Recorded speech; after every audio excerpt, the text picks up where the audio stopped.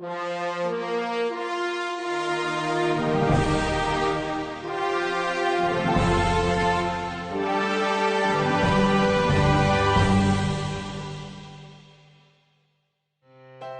hey hey, Assalamualaikum warahmatullahi wabarakatuh.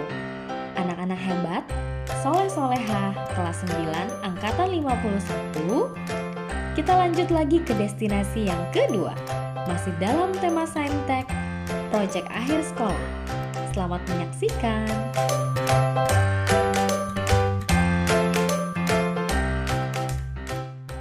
Dari PLTMH, sekarang kita telah tiba di Pusat Edukasi Salak, yaitu Omah Salak yang masih terletak di satu kecamatan, yaitu Sleman, Yogyakarta. Yuk, mari. Oke, selamat siang semuanya. Hari ini kita akan berkunjung ke wisata edukasi salak terbesar di Yogyakarta, yaitu Omah Salak. Tanaman salak merupakan tanaman buah yang banyak digemari dan juga memiliki prospek yang baik untuk diusahakan. Tanaman ini bibit-bibitnya dibawa oleh para saudagar sehingga tersebar ke seluruh Indonesia, juga sampai ke Filipina, Brunei, dan Muang Thai.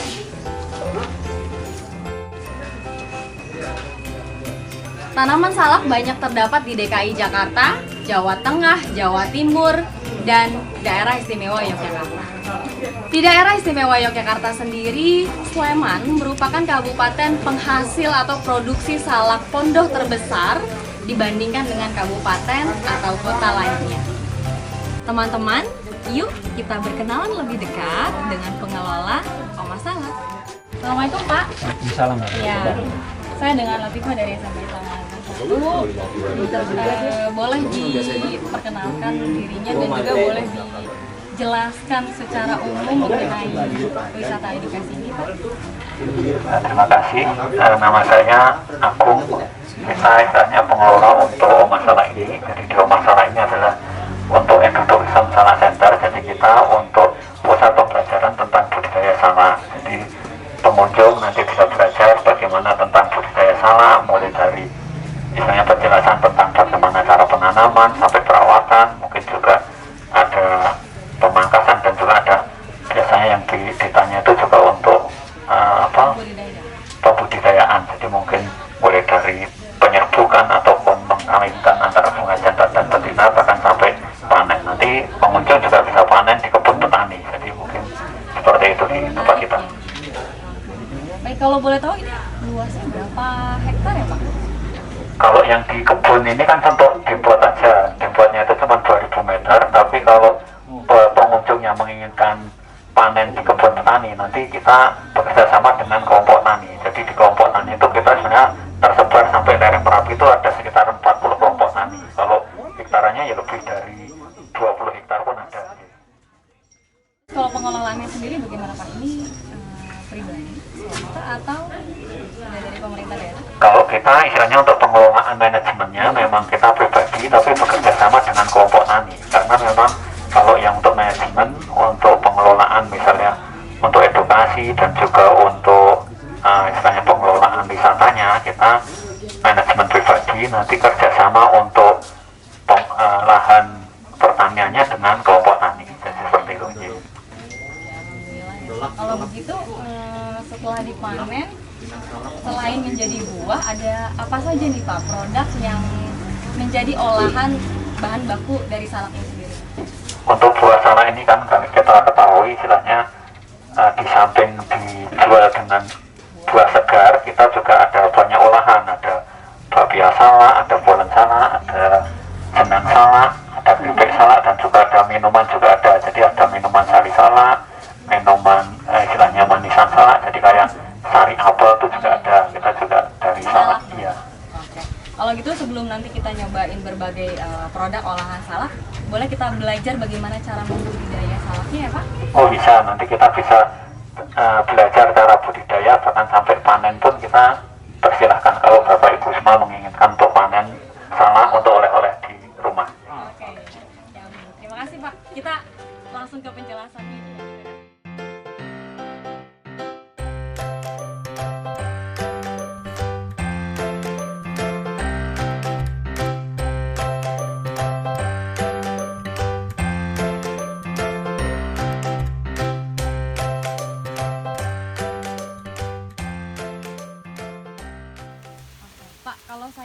permasalahan nih Pak. Saya mau membudidayakan salak. Kira-kira apa yang harus saya lakukan nih Pak? Mulai dari awal bisa tolong dijelaskan.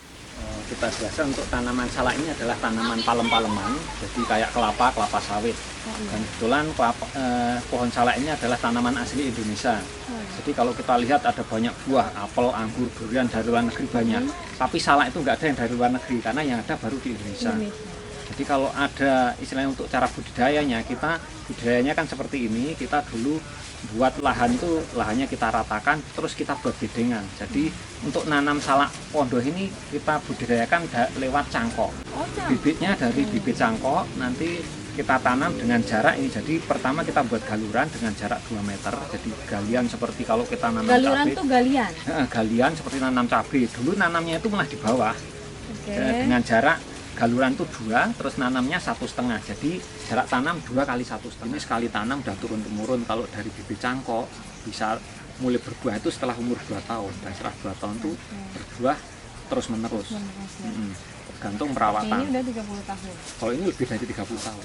Kalau perawatan yang biasanya yang rutin, kalau mulai dari tanam biasanya kalau itu nanti ada istilahnya penyiangan atau pembersihan gulma. Nanti setelah umur 6 bulan biasanya kita pupuknya pupuk kandang. Kalau kita biasanya kalau di sini kan kita lihat kita memang budayanya organik. Jadi untuk pemupukannya itu dengan pupuk hijau seperti ini. Jadi sisa pelepah yang kita pangkas ini untuk pupuk, nanti ditambah pupuk kandang. Jadi seperti itu biasanya setahun 2 kali yang bagus itu efektif. Pupuknya itu kalau awal musim penghujan biasanya untuk suplai makanan di saat musim penghujan itu biasanya kan musim panen raya. Nanti setelah itu dipupuk lagi di penghabisan musim penghujan atau awal musim kemarau. Jadi untuk menyimpan unsur hara di musim kemarau. Jadi seperti itu. Oke, mari sama-sama kita lihat bagaimana proses penyerbukan yang dibantu oleh manusia. Mari Pak. Ya. Nah, seperti ini biasanya kan kalau bunga yang sudah siap panen, yang sudah siap diserbu itu yang warnanya seperti ini. Jadi bunganya itu warnanya merah. Nanti kita buka seperti ini. Bunganya merahnya. Ya. Ini bunga betina yang siap untuk dibuahi. Seperti ini kita buka penutupnya. Nah, seperti ini. Nanti terus kita taburi. Ini kan ada serbuk kuningnya ini. Ini udah terbang, nanti udah dibantu sama serangga. Kalau enggak biasanya kan kita potong sedikit. Nanti kita taruh di sini. Jadi nanti akan dibantu oleh serangga untuk penyebarannya. Jadi antara putik dan benang sari nanti akan ketemu, dan itu akan jadi buah. Calon buah. Calon buah dulu ya. Nah, nanti seperti ini. Selain penyerbukan sendiri maupun dibantu oleh serangga, untuk mempercepat terjadinya penyerbukan pada tanaman salak, juga dibantu oleh manusia.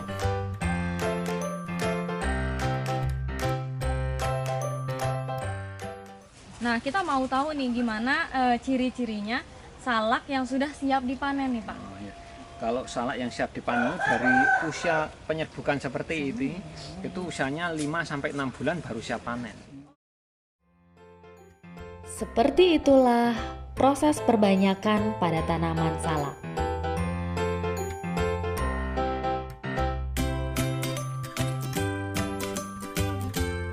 Teman-teman, setelah kalian memahami tanaman salak bereproduksi, maka diharapkan setelah ini kalian dapat melakukan aktivitas teknologi reproduksi vegetatif pada tumbuhan, khususnya reproduksi vegetatif secara buatan. Semangat bereksperimen. Assalamualaikum warahmatullahi wabarakatuh.